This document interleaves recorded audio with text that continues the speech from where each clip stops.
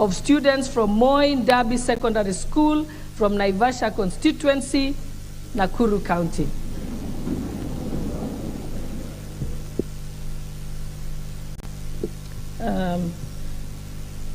I now give the floor to the Honorable Member for North Imenti. Thank you, Madam Speaker. Madam Speaker, on the outset, I support this motion by Honorable KJ in the empowerment of artisans by the national government. Madam Speaker, this motion is very timely. Madam Speaker, our youth who are out there, we've got innovators there, but a way of getting funding is an issue.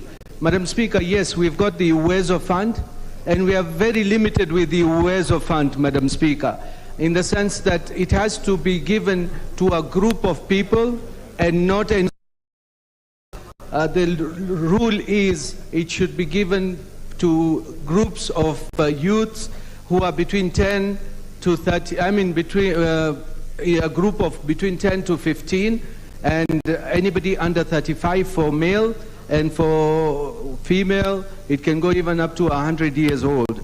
But Madam Speaker, we need to devise a way in which even not just UWEZO, even the Youth Fund be given to innovators at concessionary rates, not interest like what is in UWEZO. UWEZO Fund is it does not attract any interest. It's zero interest, payable over 2 years. Madam Speaker, the other thing is like what we do in CDF. We give 2.5% to environment, we give 2.5% to sports. I believe it is achievable if we can give the 2.5%, not 2.5%, similar to what is in environment and sports, to the kitty, which would assist these innovators. Madam Speaker, there is a program on TV here in Kenya as well as in the UK where investors come up and they fund innovators to do what they can do best. Because innovators do not have to be necessarily educated.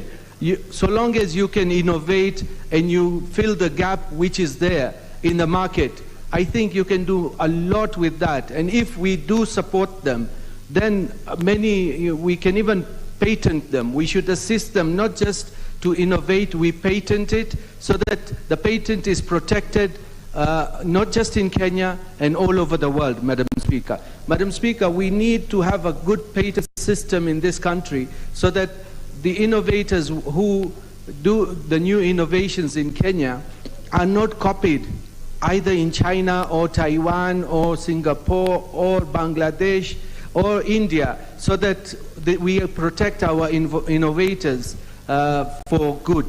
Madam Speaker, if this bill or motion goes through, I wish it would be done into a bill by Honorable KJ so that the Committee on Trade can take it up.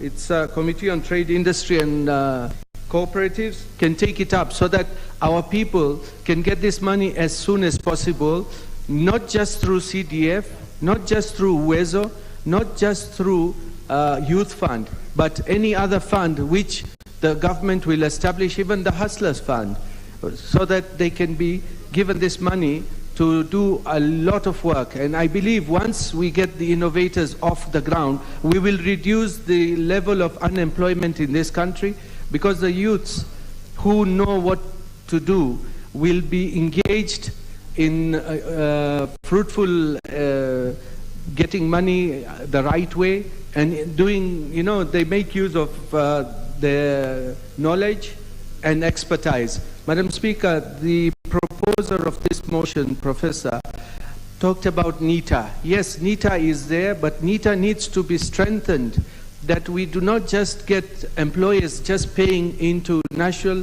Industrial Training Authority for the sake of paying, but there is no real training on the ground. Because I remember NITA has been there for ages, but never heard how many graduates from NITA have come into the job market.